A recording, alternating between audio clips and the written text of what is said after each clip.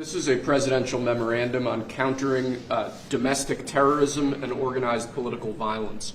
In recent weeks, months, and years, we've seen a tremendous upsurge in some highly visible but also other acts of domestic terrorism and organized political violence being perpetrated by radical, politically motivated groups all over the country. What this presidential memorandum will do is set off an administration-wide response to that, ranging from the Joint Terrorism Task Forces to other components of the Department of Justice to the Department of Homeland Security and the Department of Treasury.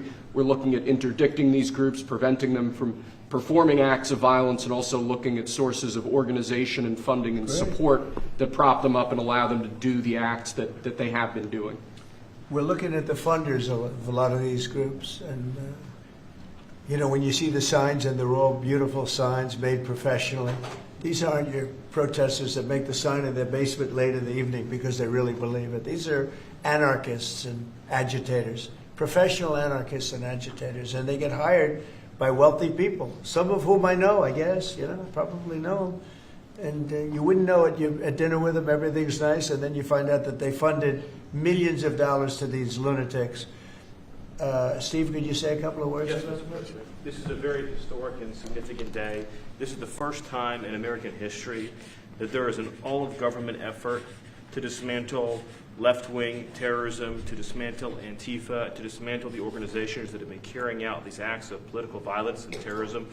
What we have seen, if you look at whether it be going back to the riots that started with Black Lives Matter and all the way through to the Antifa riots, the attacks on ICE officers, the doxing campaigns, and now the political assassinations, these are not lone, isolated events. This is part of an organized campaign of radical left terrorism. It is structured, it is sophisticated, it is well-funded, it is well-planned. There is really no parallel like this to anything else in the country right now. There is an entire system of feeder organizations that provide money, resources, weapons, and when they're attacking ICE officers, they're attacking federal buildings, or they're isolating public officials for harassment, doxing, intimidation, and ultimately attempted assassination. It is all carefully planned, executed, and thought through. It is terrorism on our soil. Because of this executive order, Cash and Pam are going to have the tools they need, working with Scott, to take these organizations apart piece by piece. And the central hub of that effort is going to be the Joint Terrorism Task Force, or JTTF, which sits inside the Federal Bureau of Investigation. But for those at home who are worried about terrorism in this country, they need to understand, because of President Trump's strength, because of his vision, because of his leadership, we are now going to use the entire force of the federal government to uproot these organizations root and branch. And again, that's only possible because of President Trump and his leadership. Thank you. Steve Cash, please.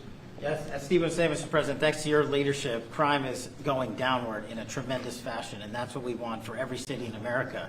And the FBI's premier flagship enterprise, the Joint Terrorism Task Force, are honored to lead this initiative with our partners at Treasury and Homeland Security, because our citizens are being attacked by, as Stephen said, organized violence, and it's being paid for, not by them, by other people. So what we are going to do, combining forces as Scott and I have done in these last few months, is follow the money. People and organizations have collected funds and put them out into the streets of America and organized violence across our country. And thanks to your recognition of this and this executive order and the AG's leadership to lead out and prosecute these individuals, we are properly going to chase them down like the domestic terrorists that they are, and our streets and our communities are going to be safer because the JTTF and the FBI and Treasury and DHS and DOJ are going to combine forces like never before to root out this new evil that is perpetrating our criminal activities across our societies. And we are just so thankful for your leadership and recognition of it. It's not easy to do.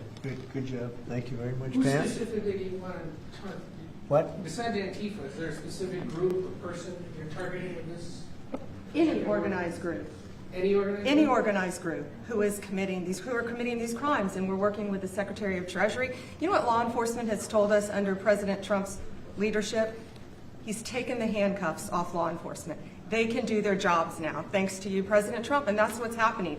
And all of these agencies that Cash mentioned, we work hand in hand together. Our prosecutors were following the money with Treasury. We're working with Homeland Security. Cash's agents, all of our agents, DEA, ATF, U.S. Marshals, combined, are working, and with state and local government, to take these people off the streets who are jeopardizing lives. Can I just illustrate this? So I was talking with Cash and Stephen about this a couple of days ago, sir.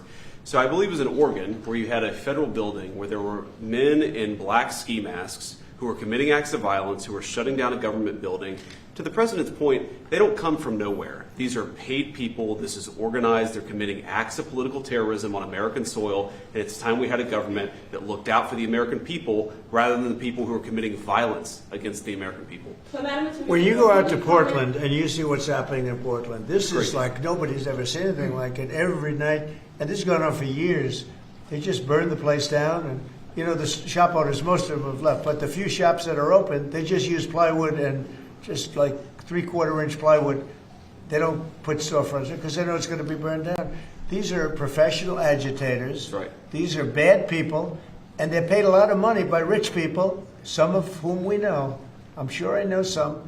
I don't. If I knew, I wouldn't associate because I'll be in trouble because Pam will say, "Why are you associating with this person?"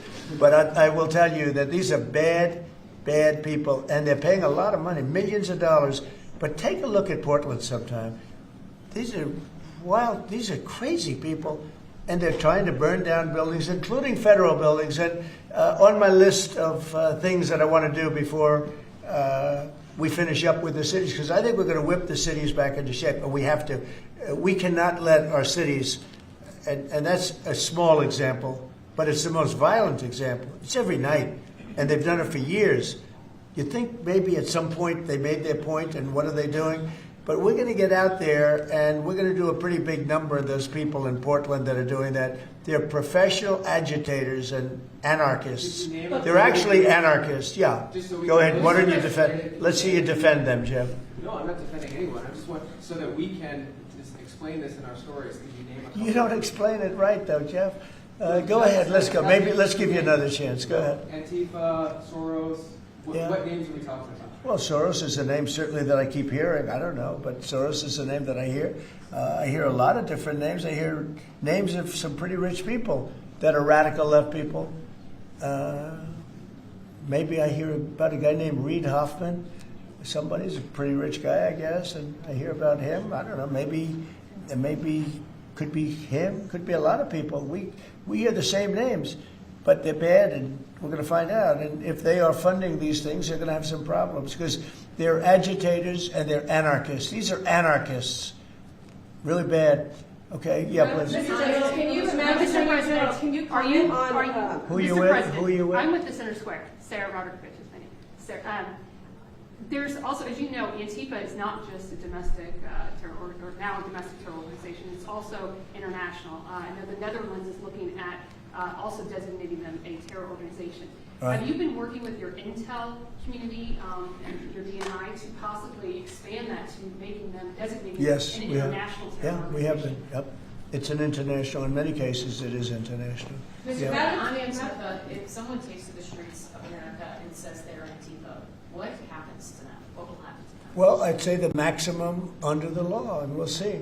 Now, if they kill somebody, we just signed a death penalty, so it depends where it is. But if they kill somebody, which they do, I mean, people are dying. You go out to Portland, people die out there.